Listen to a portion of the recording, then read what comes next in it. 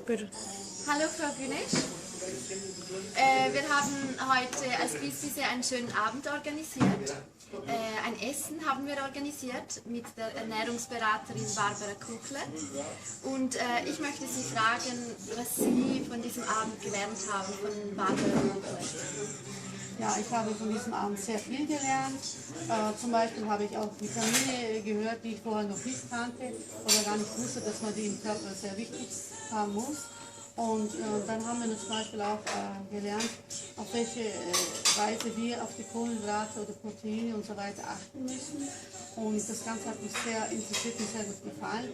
Und es trifft mich persönlich auch, weil ich auch selber mich richtig ernähren möchte, weil ich vielleicht in Zukunft nicht mehr achten muss, sondern eigentlich gemütlich auf meinen Genuss nicht verzichten muss. Und ich würde es eigentlich jedem empfehlen, auch so einen Abend zu besuchen, weil es ist sehr informativ, man kann sehr vieles lernen und es ist auch sehr lustig dabei. Und Sie werden versuchen, in Zukunft alles anzuwenden.